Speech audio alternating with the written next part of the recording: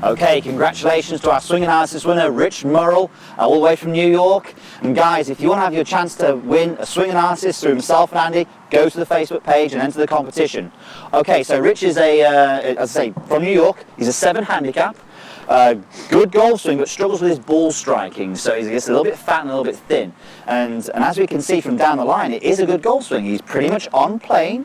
Lots of rotation there, so lots of speed. You know, a good golf athlete, but as we often find, Andy, when we analyse people's golf swings, the front view actually tells us more about their contact than anything else. Yeah, so, definitely, yeah. So we can see from here, if we actually freeze and stop him at impact, we can see that the shaft, for us, really isn't really leaning forward enough. So if the shaft isn't leaning forward enough, it means that the bottom of the swing could be happening before or at the golf ball, whereas all the best players are slightly after the golf ball. Getting that ball first on, that compression of that ball followed by the ground. For sure. So if you could just actually show that, Andy, and just actually show what we mean by the shaft lean. Okay, what does so that mean? The best players in the world, we see that at impact, their shaft is leaning towards the target, and this left hand is sort of opposite the lead thigh there. We can see that shaft leaning quite a lot forward. I'll exaggerate it a touch there, but the majority of the amateurs that we coach, we see a lot of them, they're very much back with this shaft, which is not quite as much as that. It's not quite as much as that. It's difficult from the camera here, but I would say he's about level. Yeah, about level, yeah. Yeah, about level. And that makes a big difference on the contact, that club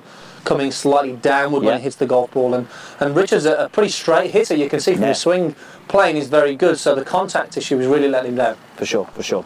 Okay, so this is a common problem. We spoke about this a lot in videos, but there's actually probably something in the setup here which isn't helping him. So first of all, if you could actually just take his setup and just actually describe what he is doing in it. So if, as you mentioned, if the bottom of the golf swing is too early, a little bit before the golf ball, it makes sense that you would try and accommodate that and put the ball position back, which is exactly what Rich has done. The ball position is back in the stance, which again is to accommodate his early contact. Now, this is okay, you know, if you want to get around the golf course and make that, you know, connection, but to improve and move forward, that needs to change. So that's the first thing we'd assess and change really there, Piers. Yeah, for sure. So as we said there, putting the ball back accommodates for any sort of early shaft lean, or not getting enough shaft lean, should I say. Definitely, and it really doesn't allow him to make any changes because it's just going to encourage him to do the same as what he's already done. Okay, so what would you encourage him to do then, when he's practicing, for instance? Okay, so the number one priority now is ball position needs to come forward. Now,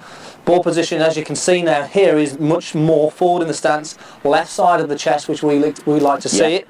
Now, the first few shots that Richard will hit here, they're probably going to be even more ground first because it's such a big change. And high as well. They'll probably go very high. Won't they? Definitely. So ball position goes forward, but this now will allow Richard to make good changes, allow him to get a little bit more weight shift in the downswing, and to strike the golf ball correctly, he needs to do that, and he needs to get the shaft leaning a little bit more forward to make that contact. And you can see from his video there that the hips have a lot of rotation, but they don't move. He clears them a lot. Target as much as we want them to move a little bit more this way to encourage that contact. So this is just for the practice area to start with, yeah? Yeah. Okay, so what about the golf course then? How's he going to handle this on the golf course? I think the golf course, I think he needs to sort of bit by bit just encourage that ball to move more and more forward, and this is where the blend between practice and the course play sort of just comes together. The more he does it on the range, the more he does on the course and thinks about it, it'll start to work its way forward towards that left side, and then all of a sudden he's going to be nailing it. Absolutely. You've got to be careful that sometimes you can change too quickly,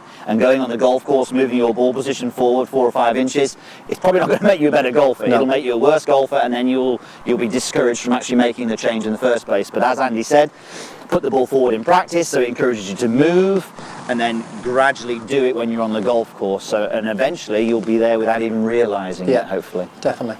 Okay, Rich, I hope this helps. Post your comments down below. And don't forget, guys, go to the Facebook page if you want to have a chance to get your golf swing analysed by ourselves, and we shall see you next week.